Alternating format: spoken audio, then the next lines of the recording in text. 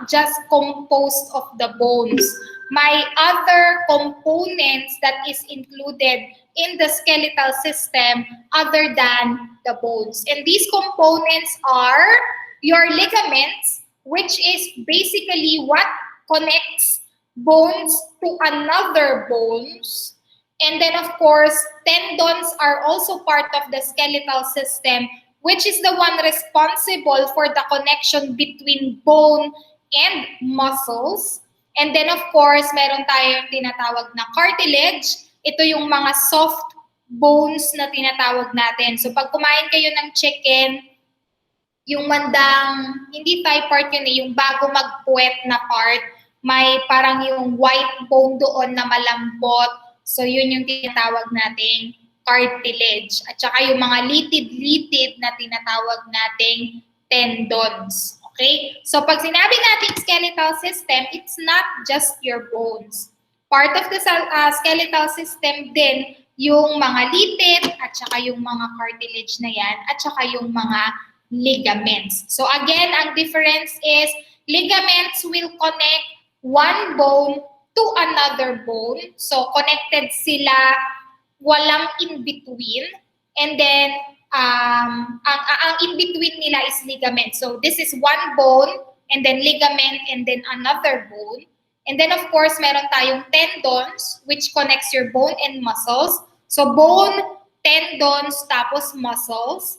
And then, of course, your cartilage. So, this is the composition or the different organs or parts of the human skeletal system. So, hindi lang tayo limited doon sa tinatawag nating, anong tawag dito? Buto when it comes to the skeletal system. Okay? So, ano nga ba itong tinatawag nating bones? So, actually, when you were babies or babies in general, they have more bones found inside a baby's body. So a baby actually has up to 300 bones when they were born. At the same time, habang lumalaki sila, yung mga ilang months, so 300 yung number of bones nila. And as an infant or as a baby grows old, unti-unting nag-fuse or nagdudugtong-dugtong, nagkakabit-kabit yung mga bones or some bones of the body, they start to fuse and create longer bones or bigger bones. Kaya pagdating ng adult, instead of 300, dahil nag-combine at nag-fuse na itong some of the bones, ang total number of bones ng isang adult is only 206. Okay? So that from 300, yung 94 bones fused with other bones, kaya ang total number of bones ng adults ay only 206. Okay? So some bones are small, some bones are very long, some bones are very big. So iba-iba yan. Okay? Depende doon sa bone. And later on, we will learn may iba't ibang uri pala ng bones inside our body. Okay? So let's continue to the next slide. Let's establish ano nga ba ang functions ng bones in our body. So of course, number one na function or importansya kung bakit nga ba tayo merong tinatawag na skeletal system is because the skeletal system provides structure and support. Okay? So yung shape ng ating katawan is made possible because of the bones inside our body. And at the same time, because we are erect organisms, di ba?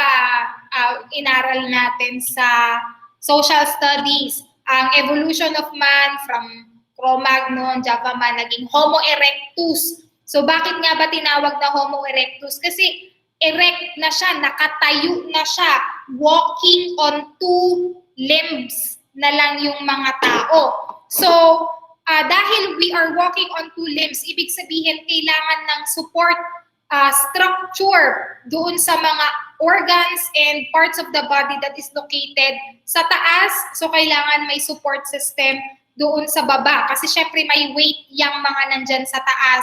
And they are being pulled by the gravity pababa.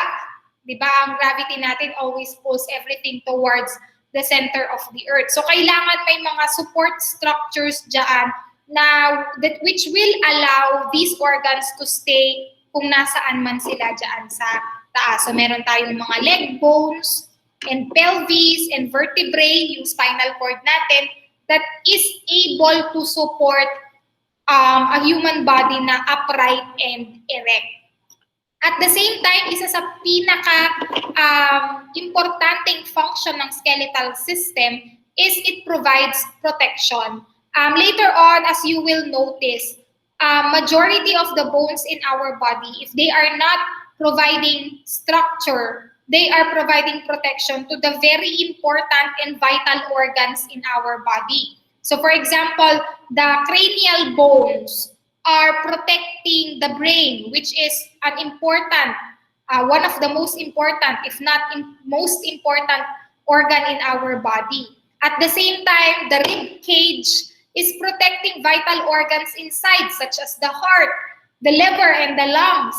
Kaya siya nandoon sa loob ng rib cage kasi the rib cage protects these organs kasi essential siya, very vital siya for the different functions in our body.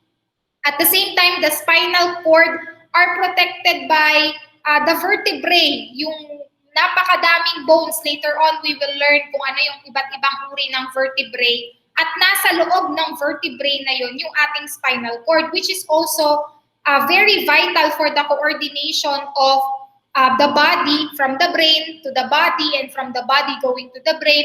Lahat niyan, movement, everything is coordinated by the spinal cord, di ba? So, lahat ng mga important organs in our body are actually protected by bones. So, isa sa pinaka-importanteng function ng skeletal system is for protection. So, ayan. So, yung ribs and sternum protects the heart and the lungs. Ayan, yung cranial bone na nasa picture, it protects the brain. So, these are just examples of bones that are there and functions for protection. At the same time, syempre, because our bones are connected to muscles through tendons, it also allows movement. So, hinahatak niya, nagko-contract, nagre-relax yung mga muscles na yan in coordination to the movement of the bones. So, yung movement na yan, it will not be possible kung hindi dahil sa ating skeletal system. And at the same time, they are also considered as storage or ng mga, some of the essential vitamins such as yung calcium, which is used later on. I'm not sure kung i-discuss ko ba dito. Hindi ata. Okay. So some essential nutrients such as calcium is actually stored in inside the bones. And isa din sa pinaka-importanteng function ng ating skeletal system is they are the sites for blood cell production. If we will go back doon sa discussion natin sa immune system at saka sa circulatory system, di ba sabi natin, ang mga hematopoietic cells at saka yung sa thymus, lymphatic cells, they originated inside the bone marrow.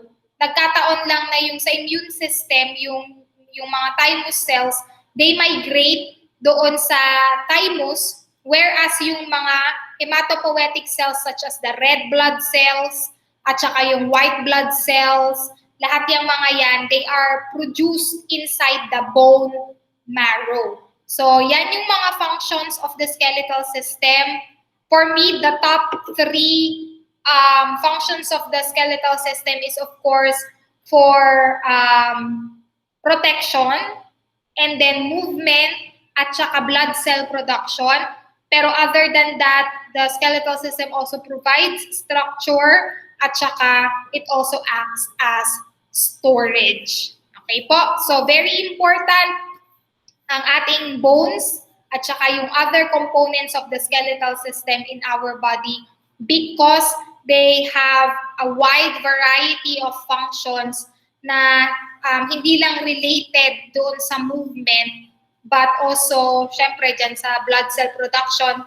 Namamatay ang red blood cells natin, di ba? Meron lang silang short lifespan. So, very important that the bone marrow is continuously producing red blood cells to replace yung mga namamatay na red blood cells. Okay po? So, importante ang ating skeletal system. Okay? At may mga features itong ating bones.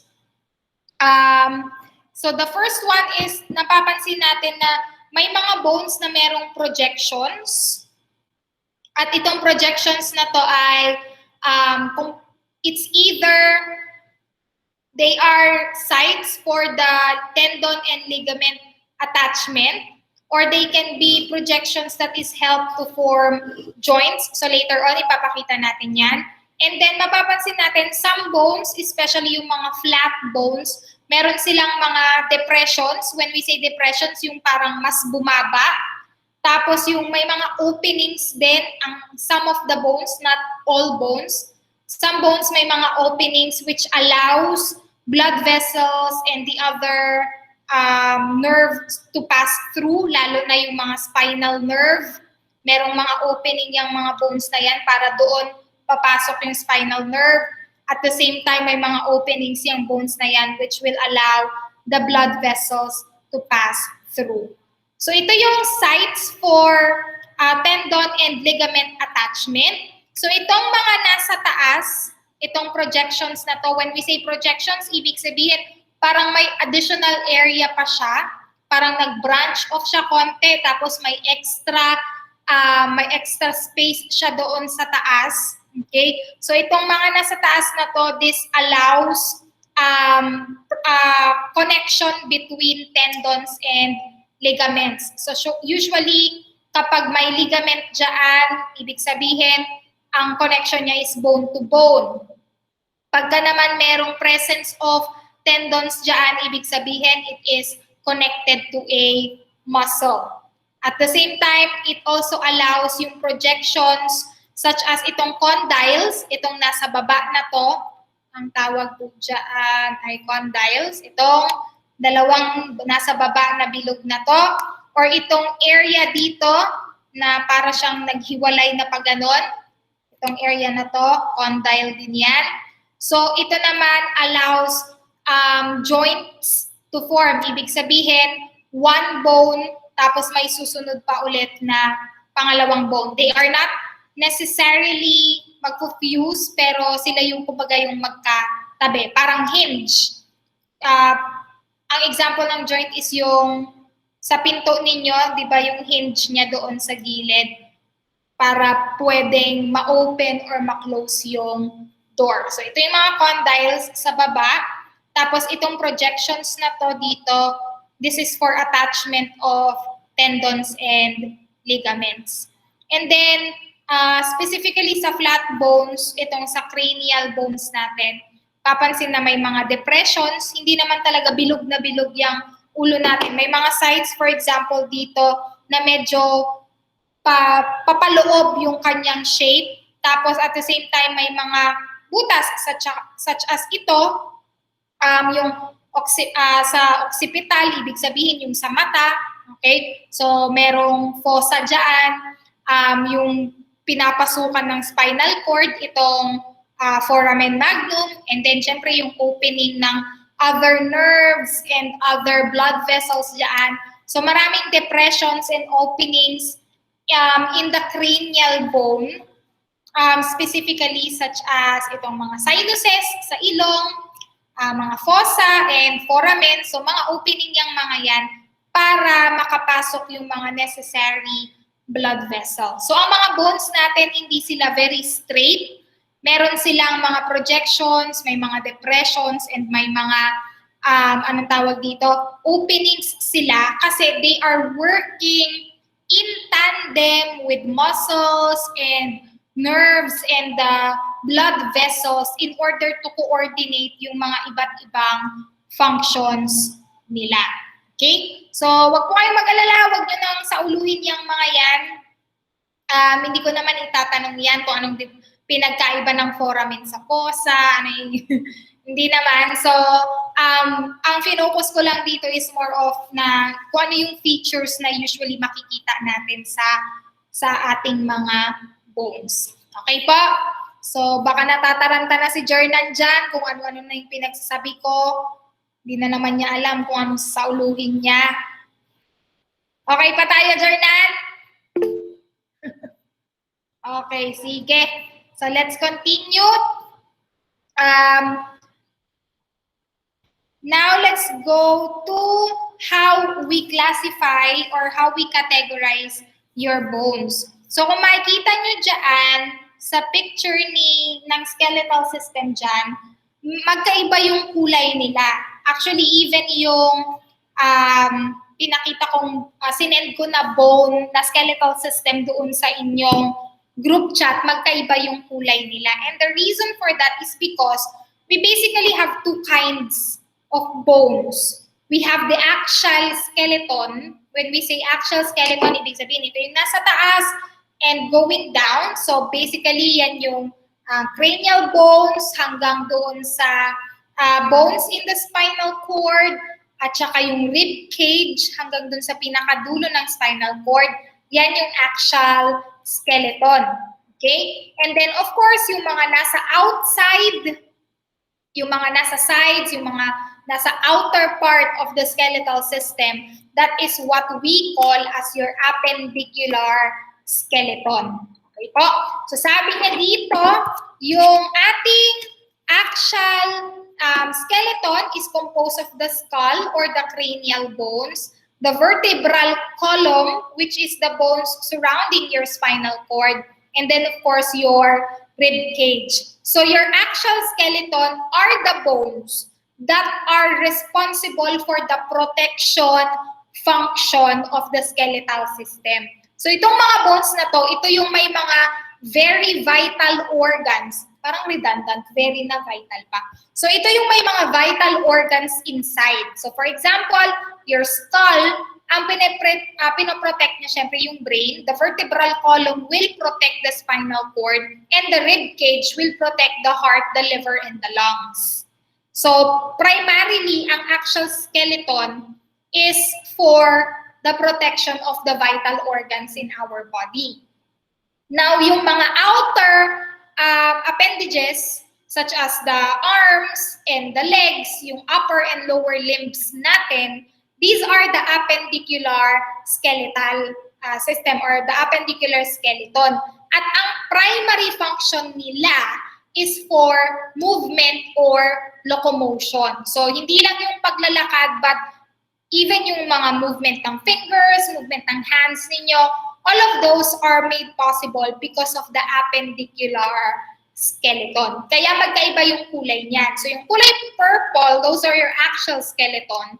And then, of course, yung medyo pinkish is more of the appendicular skeleton. So, magkaiba siya ng function, kaya yung mga bones, they are categorized also based on their primary function.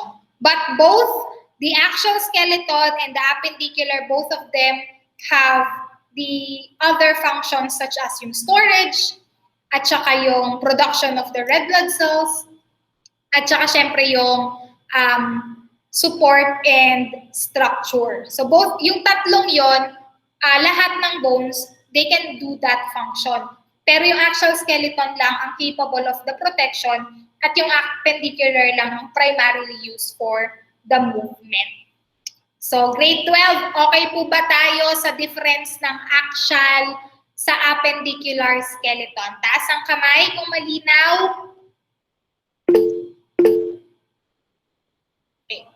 So, magkaiba yan na. Now, let's continue. Okay? So, ito po, again, magkaiba na naman yung kulay nila. The orange ones are your axial skeleton. And then, of course, your green ones are your, anong tawag dito? Your appendicular skeleton. So I hope, oh my God, natanggal ang aking charger. I hope you have your notebooks and pens ready kasi magbibigay na ako ng names of the bones of the skeletal system, which will be the coverage for the oral assessment on Friday. Sabi ko nga sa inyo, magsaulo na kayo ng names of the 206 bones in the human body. So ngayon po, iisa-isahin na natin sila.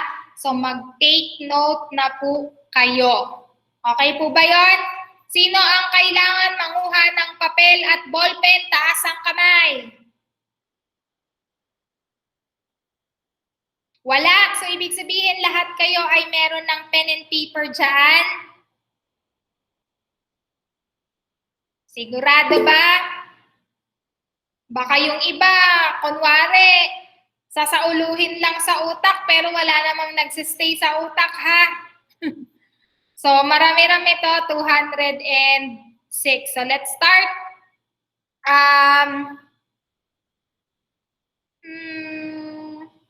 Simula tayo siguro sa axial skeleton. So, ito ay general pa lang. Sabi niyo, paano naging 206? Ito napaka-konti niyan. So, ito ay general pa lang. So, it's just showing the axial and the appendicular skeleton. Let's start with the axial skeleton, specifically yung ating cranium or yung cranial bones ninyo. So, the cranial bones or the bones in your skull, yung nandyan sa ulo ninyo, yung nandito lang sa taas, okay? So, pagka kasi tinignan ninyo yung skull or your cranial bones, hindi siya hiwa-hiwalay pero may makakapa kayo na parang ridges, mas maumbok, ibig sabihin yun yung division nila. Okay? So, pinakamadali, yung nasa harap na bone, yung nandyan sa noo ninyo, these are your frontal bones. So, sabi niya, ang sakop ng frontal bone, syempre yung forehead ninyo, yung eyebrows, at saka yung superior section, ibig sabihin yung pinakataas ng orbitals ng mata. So, yung taas dito, yung sa ilalim ng eyebrows ninyo, yan po ay kasama sa frontal bone. So, kung magtataka si Jernan, syempre, pag mas malaki yung noo, mas malaki yung frontal bone. Okay? So, yan yung frontal bone. Next, yung nandito sa bandang, anong tawag dito? Bandang tenga. This is your, hindi, wag mo na yan. After ng frontal bone, yung dito sa gitna, okay, this is your parietal bone. So, yung parietal bone ay nandito sa gitna. Isa siya sa pinaka-malaki na bones in your cranium. Tapos, yung pinakalikod, ito yung medyo malambot na nakakapanin nyo sa likod.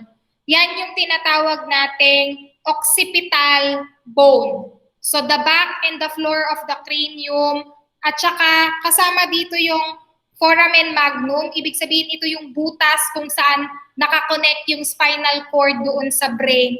Kasama yan sa occipital bone. So, frontal, parietal, occipital. Yung nasa gilid, this is your temporal bones. Okay? So, again, itong dark green ay frontal, ito ay parietal, occipital yung nandito, temporal yung nandito. Okay po ba tayo? Tignan natin yung colored.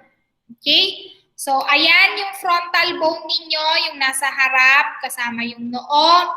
Yung parietal ay itong malaki na kulay brown. Yung nasa likod ay yung tinatawag nating occipital. And then, nasan yung temporal? Hindi niya. Ito. Ito yung temporal, yung medyo lighter brown na kulay. Okay po ba tayo doon? Yung apat na bones of the cranium, frontal, parietal, occipital, temporal. Okay po ba tayo doon, grade 12? Na-take note na ba yun? And then next, kasama sa mga facial bones, mas maganda ba yung... Wait lang. Okay na. So, yung sa baba naman na bones, ang isa sa pinaka-importante dyan, syempre yung panga ninyo dito, yung lower jaw, yung bones of the lower jaw is what we call as your mandible. And then yung nasa taas, yung dito sa upper mouth ninyo, this is what we call as your maxilla. Okay po ba tayo doon? So mandible, maxilla. Yung ilalim ng inyong mga mata, yung dito, yung for some people medyo prominent yung kanilang cheekbones dito. So yan yung tinatawag natin na zygomatic bone. Okay? Yan yung dyan.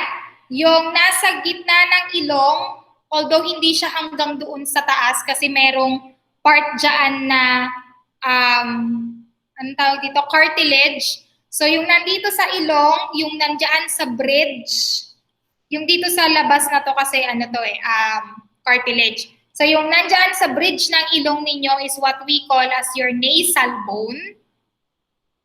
Tapos yung nandito, alam niyo yung pag masakit yung ulo nyo, yung nandito sa side na to, this is what we call as your sphenoid bone. Okay po? So far yun lang yung sa skull. So far, no? So ilan po yan? We have the frontal, the parietal, occipital, at saka yung temporal dito sa gilid. We have the mandible, maxilla, zygomatic bone, the nasal bone, at saka yung sphenoid bone. So ilan yon? 1, 2, 3, 4, 5, 6, 7, 8, 9. So 9 na bones in your head. Na-take note na po ba yon? Taas ang kamay. Yes, maraming salamat, Jordsen. Yung names po, yung 4 na yon, kaya yun yung name nila is because yun din yung name ng part ng brain, yung lobes ng brain. So, syempre, yung frontal lobe is protected by the frontal bone. Yung parietal is protected by the parietal bone. Occipital is protected by the occipital bone. Pero yung medyo nandito na sa harap, such as yung mandible, yung maxilla, zygomatic, at saka yung nasal bone, at saka yung sphenoid, medyo yung sa harap na bones na siya. Okay? Ito yung part na nasuzoom kaya. Wait lang.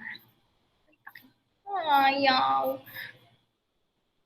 Ito kasi yung part para doon sa may mga taong may, anong tawag doon? TMJ. Yung mga nagla-lockjaw. Nakakita na ba kayo ng tao na nag-lockjaw? Yung pagbuka ng bunganga niya, hindi niya na maisara. Kasi nagkaroon ng problem dito sa mandible at saka si Miles talaga dito sa school.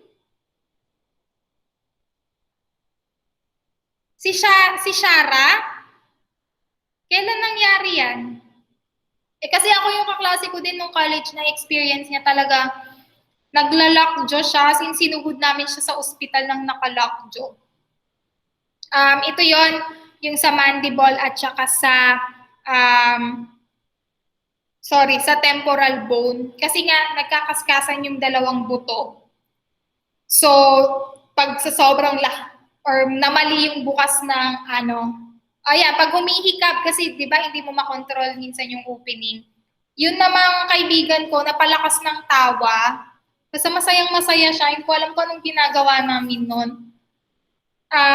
Last class na ata yun. Basta ang saya-saya niya, napatawa siyang ganon. Tapos hindi niya na masara.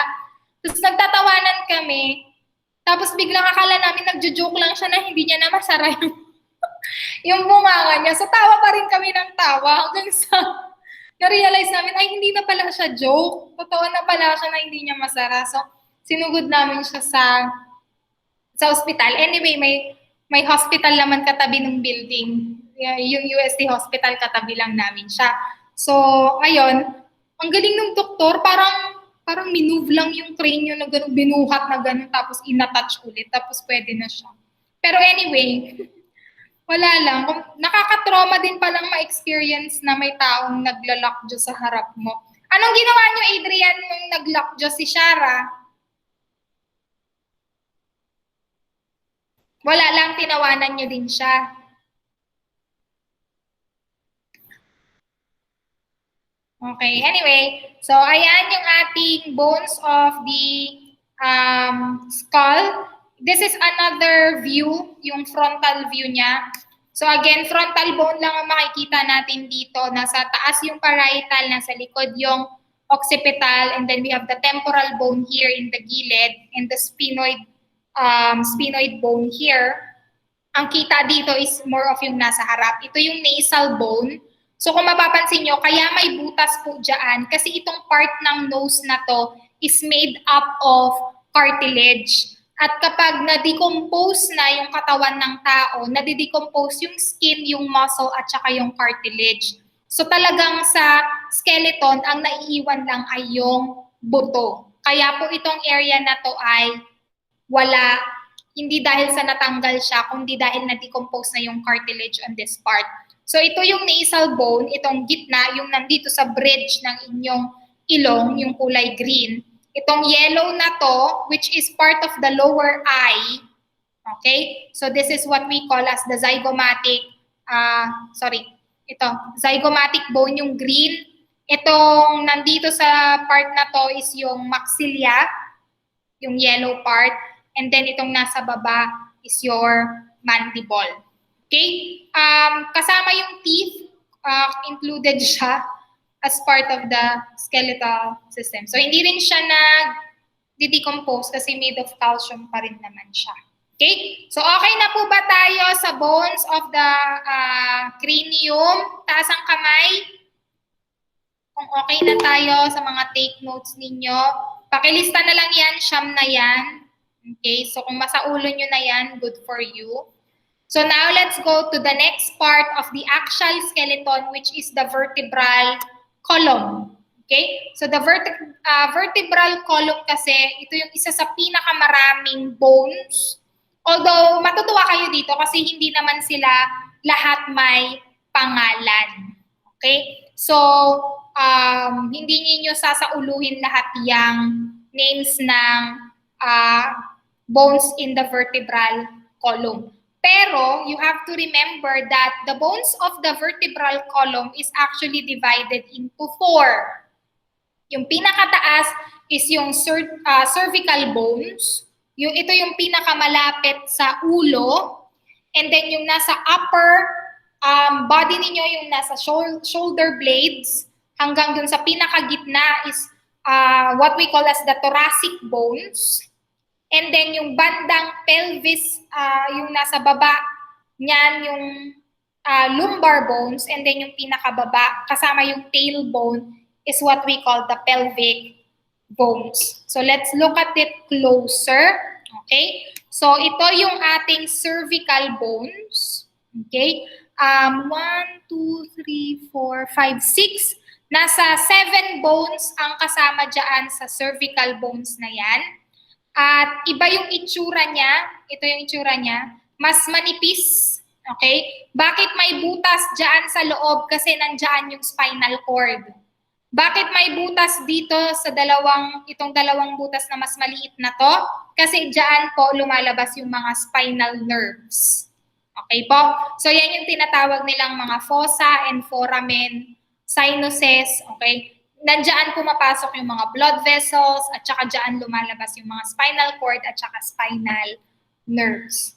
Okay? So, ito yung ating cervical bones.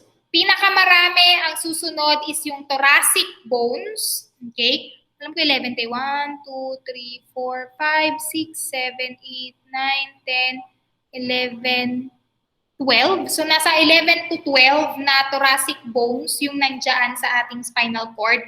Hindi ako sure sa number. Pero anyway, so ito yung itsura niya. Tatlo yung kanyang projections dito. And then syempre sa gitna, again, meron siyang area for the spinal cord to pass through.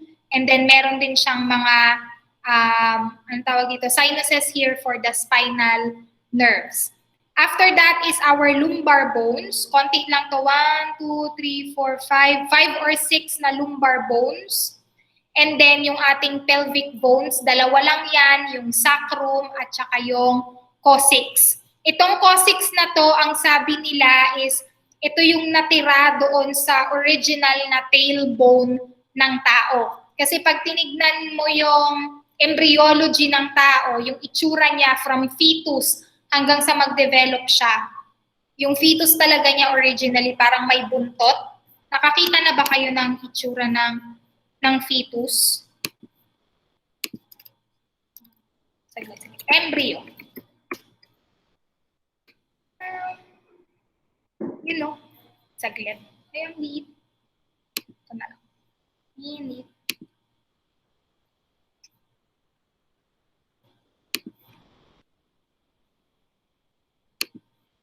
Pakita ko lang. Tab. Ayan. Ito. Wait lang. Ayan. Nakikita po ba? Ito kasi yung tao. So, ito yung brain. Nandito yung heart na nagfo-form. Spinal cord here. Kung mapapansin ninyo, ayan, para siyang may tail dyan. So, yung coccyx nga daw, ito yung leftover ng ating tailbone. So, habang nagde-develop tayo, umiiksi ang tailbone na yan. Dumadami yung nagfo-form dito na organs. Tsaka, syempre, malaki yung brain. Hanggang sa eventually maging tao na siya, nandito na lang yun. Nawala na yung tail. Yung ibang animals kasi, na-retain nila yung tail nila. Pero when it comes to humans, hindi natin na-retain yung ating tail. So, kumbaga parang nabawasan siya, naputol siya. So, yung, anong tawag dito? Yung remnants or yung naiwan dito sa ating tailbone, yun yung tinatawag nilang coccyx. Okay? So, konti yung ating pelvic bones kasi dadalawa lang yan. We have our pelvis at saka yung, sacrum at saka itong coccyx dito sa pinaka-dulo. So, sacrum at saka yung coccyx. So, yan yung vertebral bones natin. Meron tayong 4, cervical, thoracic, lumbar, at saka pelvic bones. Yung pelvic bones, ang may specific name lang na dadalawa yung sacrum at saka yung coccyx. Okay po? So, tapos na tayo sa cranial bones, tapos na rin tayo sa vertebral column. Now, let's go to the rib cage. Okay? So, dito sa rib cage, ayan, kasama yung, ano yung nakikita nyo dito na bone? This is your clavicle. So, sa mga payat pa, exposed yung clavicle dyan, kitang-kita yung inyong mga clavicle dito. For some, medyo natatago na ng mga muscles and fats yung inyong clavicle. Pero dalawa yan, isa sa left at saka isa sa right. So the clavicle is connected doon sa ating shoulder bones sa likod. Later on, i-discuss ko siya kasi connected siya doon sa appendicular skeleton. So, ayan yung clavicle, isa dito at saka isa dyan. And then the clavicle is connected doon sa gitna, ito, which is your sternum. The sternum is also known as your breastbone. So, yung nandito sa gitna. Okay? And then, naka-attach dito sa sternum na to, itong ating mga rib cage. So, paikot siya, naka-curve na ganon. At meron tayong 1, 2, 3, 4, 5, 6, 7 na tinatawag nilang true ribs. So, tinatawag siyang true ribs kasi connected siya doon sa sternum. At meron tayong 1, 2, 3 na floating ribs or false ribs. Kaya siya false ribs kasi hindi siya connected doon sa sternum. So nagfo-float lang siya. Itong kulay blue na to, these are cartilages. Okay? So the cartilage connects the ribs to the sternum. Okay po? Ang sabi nila, I'm not sure if acceptable talaga siya. Kilala niyo si Marimar, yung original na Spanish actress? Nabutan niyo pa ba yun? Or panahon ko yun? Taas ang kamay, sinong nakakakilala?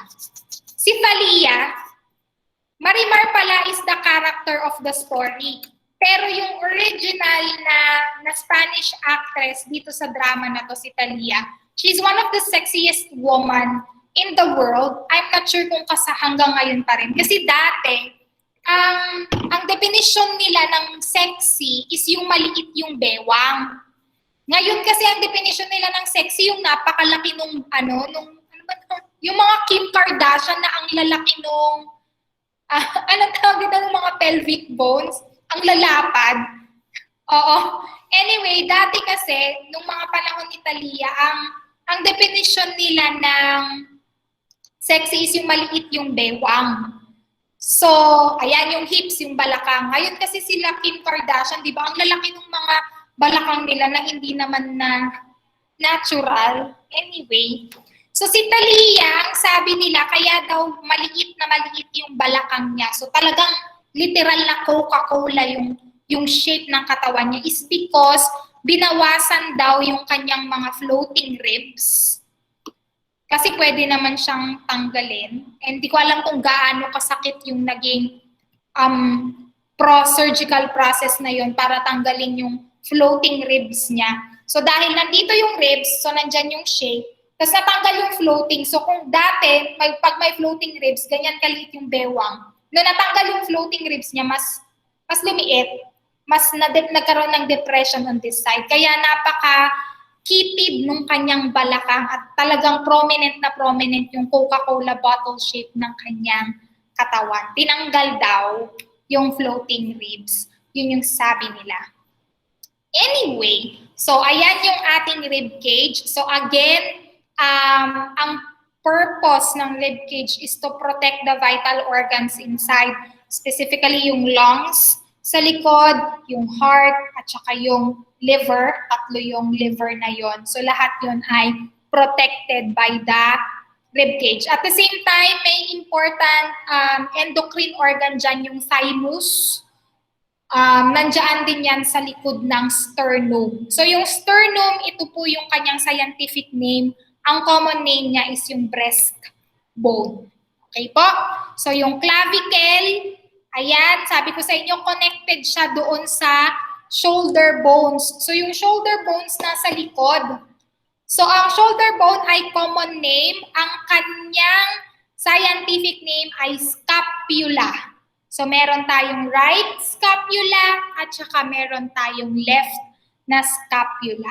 So kung mapapansin ninyo, flat yung shape ng ating shoulder bones dito. So scapula, clavicle, sternum, and then meron tayong ribs. Okay? Cervical, thoracic, lumbar, and pelvic bone. Yung pelvic bone natin is your sacrum at saka yung coccyx. And then yung ating cranial bones, your frontal, parietal, occipital, temporal, mandible, maxilla, zygomatic bone, nasal bone, at saka yung sphenoid bone. So sana po natitake note pa po ninyo yung mga names at saka kung ano yung location ng mga bones na yon. So tapos na tayo sa axial skeleton. Now, we will go doon sa mga appendicular skeleton. So, start tayo sa upper limbs. Okay? From the clavicle and the scapula, connected siya sa ating kamay. Yung pinakataas, ito, kung nakikita nyo yan, naka-color siya. Yung pinakataas is what we call as your humerus. Okay? So, next, wait lang ah.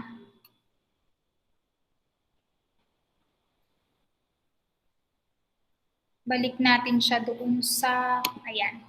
Okay? So, ito po yung humerus natin, which is connected dito sa scapula at saka dito sa clavicle. Okay? Para nakikita natin yung position niya. So, yan yung humerus. At yung humerus na yan, magkukontinue siya dito sa pinakababa, which is divided into two bones. So, itong bones of the arm, may isa yan dito, at saka merong isa dito sa baba. Okay? So, yung nandito is yung radius, at yung nandito ay yung ulna. So, ang tawag nila dito ay radia ulna, pagka magkadikit sila. So, radius bone at saka yung ulna na bone. Okay? So, from humerus, magsiseparate siya into your radius at saka yung ulna. So, ito po yung name niya. Radius at saka yung ulna. Yung ulna ko dito sa left ay nabaling nung ako ay grade 3 dahil ako ay nag-figure skating. So, balik to dati. Yung aking ulna. Okay? Okay pa tayo? Taas ang kamay? Or masyado nang marami yung names? Alam nyo naman yung expectations nyo, 206 na eh, di ba? Anyway, from the radio and ulna, let's go to your hands. Medyo marami-rami tong bones na to kasi may maliliit na bones dyan sa kamay ninyo. And kaya siya, anong tawag dito? Kaya siya capable of doing a lot of movement yung kamay ninyo is because maraming small bones dyan that allows movement in your hands. Okay, again, yung radius, yung nasa taas, tatandaan po natin yan na yung radius ay yung connected sa thumb. So ito yung inyong hinlalaki, yung diretsong bone dyan is the radius. Pag nandito ka sa hinliliit, ang diretsong bone dyan ay yung ulna. Huwag po ninyong pagbabalik ta rin. Okay? So now, let's go to your carpals. Carpals ay yung scientific name ng inyong wrist. So yung wrist dito, yan, ay made up of different bones. Okay? Hindi ko na ipapasaulo sa inyo isa-isa yan. Basta in general, they are called the carpal bones. Okay po ba tayo doon? Pero para sa mga magme-med, expect po ninyo na sasauluhin ninyo ito lahat. But for now, since medyo general pa naman tayo, so these are known as your carpal bones or yung nasa wrist. Pagdating dito sa palad, itong bones dito, these are what you call as your metacarpals. So carpal, metacarpals. Okay po? So yung metacarpals ninyo, automatic 5 bones yan. Yung metacarpal for the thumb, metacarpal for your, anong tawag dito? Metacarpal for your forefinger, metacarpal for your middle finger, metacarpal for your ring finger, at saka metacarpal for your, anong tawag dito? Little finger. So, kapag kayo po ay nakaka-experience ng pain on this area, lalo na doon sa mga taong laging nagko-computer games sa desktop or sa laptop, yun yung tinatawag nilang carpal tunnel. Yung sakit po na yun is because mali yung posisyon ng inyong hands when it comes to using the, anong tawag dito, the keyboard. Yung iba kasi naka-rest dito, yung radial ulna, tapos nakataas yung carpal dito, carpal and metacarpals, tapos saka nagta-type. Mali po kasi yung posisyon na yan. Kaya nagkakaroon ng sakit dito yung carpal tunnel. Dapat daw kasi ang posisyon ng kamay is pa ganyan. So pag nagta-type ka pa ganyan, para proper yung formation ng thoracic bone sa likod, hindi ka naka-slouch na ganon. Tapos naka-elevate itong radial ulna, tapos pababa yung inyong wrist, yung inyong carpal tsaka metacarpal, para hindi sumasakit yung inyong kamay, lalo na pag excessive use ng desktop tsaka ng mga laptops. And then yung mga finger bones natin, these are what we call as your phalanges. Okay? Now, tatandaan natin, 3 po yung mga phalanges na yan, except for the thumb. Sa thumb kasi, hindi masyadong halata yung division. Pero pagdating dito sa mga fingers natin, 3 talaga yan. Diba? Makikita nyo naman merong division dyan sa daliri ninyo. Kasi talagang 3 bones yung mga phalanges na yan. Okay? So yung bones na nakakabit doon sa metacarpals ninyo, these are what we call as your proximal phalanges. Yung nasa gitna, coming from the word gitna, these are your middle phalanges. At yung pinakadulo, yan yung tinatawag nating distal phalanges. So proximal, middle, distal phalanges. So, clavicle, scapula, humerus, radius, ulna, carpals, metacarpals, proximal phalanges, middle phalanges, and distal phalanges. Okay pa po ba tayo, grade 12? Sure, may negative effect po ba pag nagpapatunog ng buto sa fingers? Wala. Ano po wala? Wala.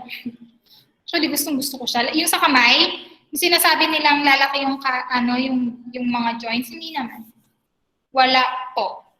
Tsaka yun nga yung masarap, di ba? Nakakapanood na ba kayo sa TikTok ng mga chiropractor? Yung biglang igaganon yung leg mo, tapos ang daming tunog. Ganon. Very, kaya yun, satisfying. Ako pag nagpapamassage, gusto ko pinapatunog yung buto. Anyway, so ayan po, wala naman pong negative effect, pero siguro wag lang din gawing habitual. Yung iba kasi medyo nagiging habit na eh. Lalo yung sa leeg, ako nagpapatunog ako ng leeg. Ayan, nasa stress na. Okay. So ayan, wala naman pong problema yan. Okay po? Okay pa tayo sa name of bones? Mga ate at kuya, taas ang kamay, buhay pa ba? Taas nyo yung mga distal phalanges ninyo. Pakitaas sa mga left humerus. Okay, dami Siyempre, 5 yun. So, 5 yung tinaas ni Dennis. Tama naman. Diba? Okay po. So, okay na tayo dyan sa upper limbs. Now, punta na tayo sa mga balakang. Okay, magkaiba ang balakang. Magkaiba yung size ng balakang ng lalaki sa babae. Pero basically, the parts or yung itsura ng bone is just the same. So this is our pelvic bone. Okay? So yung pelvic bone natin, diyan po nakapasok yung pelvic bones ng vertebral column. So ito yung sacrum at saka ito yung coccyx. Pag namali kayo ng tumba, lalo na pag ang sumalo ng fall ninyo is yung sa puwet ninyo, ito yung medyo delikado pagka na-damage yung sa coccyx kasi talagang connected siya doon sa spinal cord. Okay? Kaya may bones dyan kasi at saka pansinin nyo yung puwet ninyo habang nag-gain kayo ng weight, lumalaki kasi dumadami yung fat deposits dyan. So, bakit nga ba ganun? Kasi kailangan ng cushion. Kailangan ng magbe-break ng momentum ng fall ninyo. Para pagka kayo ay natumba ng mali, at least may mga taba dyan na magle-lessen ng impact at hindi madadamage itong coccyx na to kasi diretso siya sa spinal cord. So, nandiyan yung sacrum at saka yung coccyx, tapos yung nakapaligid dyan is what we call as your pelvic bone. So, bakit may foramen dito? Kasi dyan naka-attach yung projection ng ating bones sa legs. So, dyan nakapasok yon. Okay po? So, yan yung dalawang foramen dyan. And then, nandito yung reproductive organ. Kaya pagdating sa babae, mas malaki yung balakang ng babae kasi dapat mas malaki yung space na to dito, yung heart shape na space dito kasi nandiyan yung bahay bata. Okay po? So yung mga babae, kaya kung mapapansin ninyo, kapag buntis, lalo na pagka nasa 7 months, 8 months, and 9 months na yung malaki na talaga, masakit na yung mga pelvic bones nila. Lagi nang sinasabi, masakit yung balakang. Kasi support system itong pelvic bone. Kinikerry niya yung weight ng baby. Kain ka ng kain. So, ang bigat-bigat ng bata sa loob. So, hirap na hirap yung balakang mo na i-carry yung weight. Okay po? So, yan yung pelvic bones. Sa lalaki, since hindi naman kayo nagpapalaki ng bata sa loob, so hindi nyo kailangan ng masyadong malaking space doon. Mas maliit ang space na nandun sa gitna. So, mas maliit talaga ang balakang ng mga lalaki. So, yung babae yan, yung balakang nila lumalaki yan to accommodate the space of the baby. Kaya masakit siya talaga dito pag mabigat na.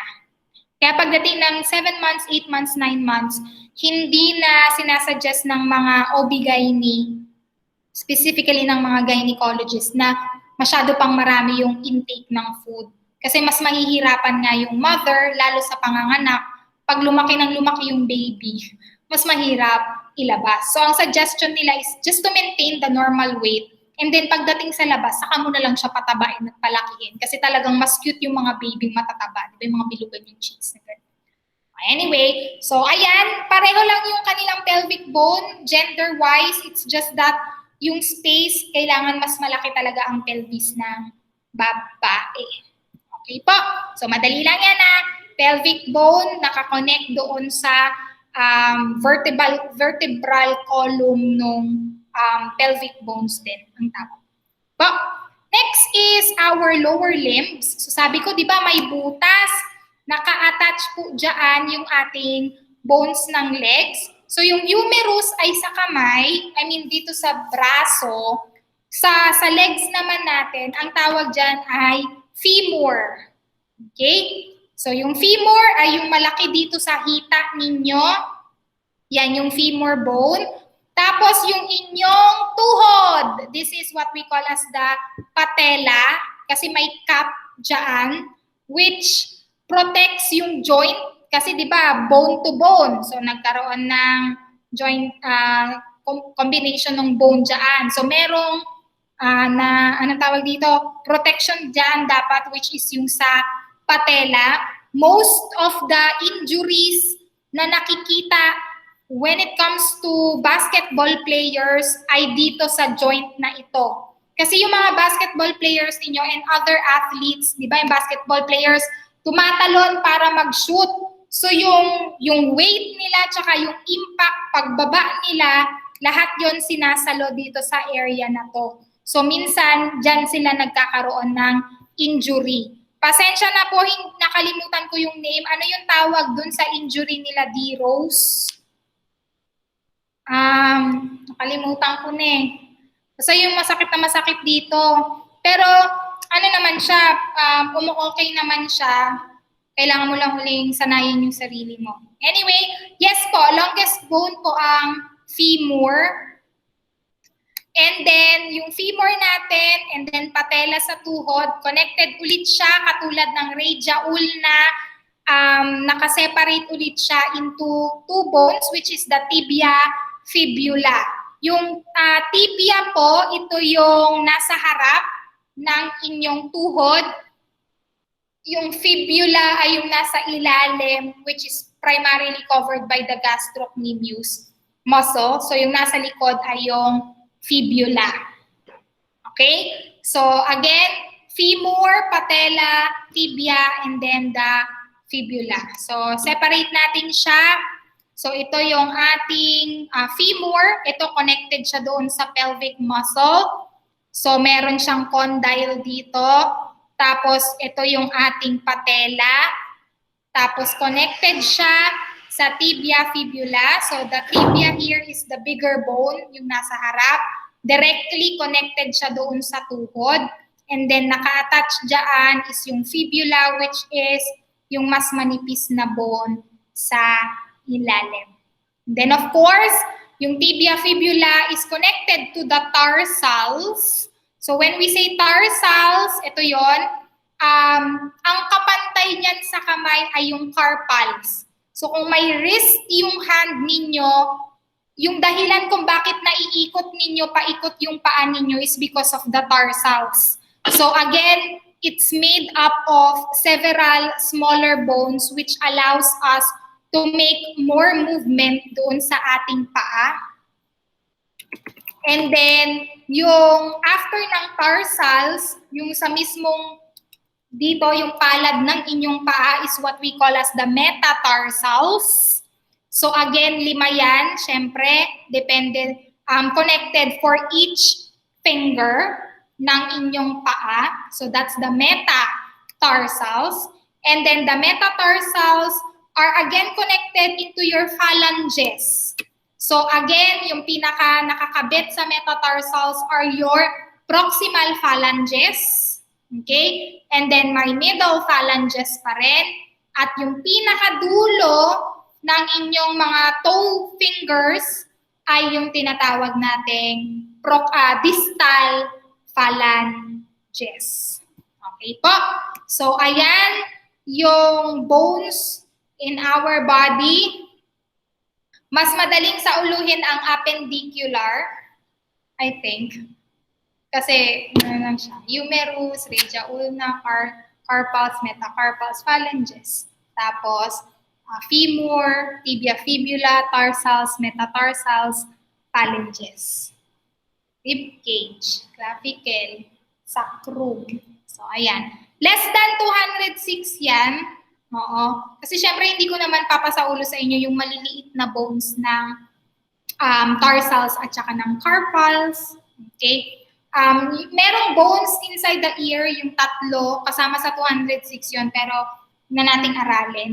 Okay? So, ayan po ang names. So, kakayaning sauluhin yan hanggang Friday. Oo.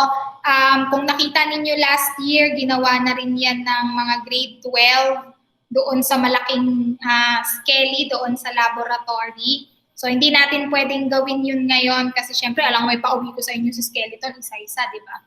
So, ayan, mag-digital oral practical examination na lang tayo. Okay? So, let's continue. So, ayan, classification ng bones. We have long bones and we have short bones. Syempre, ang mga long bones natin, kasama dyan yung humerus, yung regia ulna, long bones yan. Yung femur, tsaka tibia fibula, long bones yan. Even yung bones in our, anong tawag dito? Phalanges are considered as long bones. Lalo na yung mga taong mahahaba yung daliri. Pero mayroon din tayong mga short bones. Ito yung mga nasa tarsals at carpals natin. Maliliit yan. Even yung bones in our ears, maliliit yan. Then we have flat bones, specifically yung nandito sa scapula. Flat yan. At saka syempre yung bones of the skull, flat din yung mga yan. And then we have irregular bones such as your pelvis. Hindi siya flat, hindi siya long, hindi siya short. May sarili siyang shape. So yan ay yung pelvis at saka syempre yung bones in the vertebral column. Mula doon sa cervical, thoracic, at saka lumbar, lahat yung mga yan ay irregular yung shape. Okay po? Yung ating rib cage, yung ribs, favorite kong kainin yan, yung ribs, lalo na sa barbecue. Kung mapapansin nyo, pag natanggal nyo na yung meat doon sa ribs, di ba, flat din naman yung itsura ng bone na yon. So our rib cage, yung scapula, at saka yung skull, yung cranial muscles are all flat muscles. Appendicular, ano lang yan, it's either long or short bones. Vertebral column and the pelvis are all irregular shaped bones. Okay? Kakayanin pa ba? Huwag na to.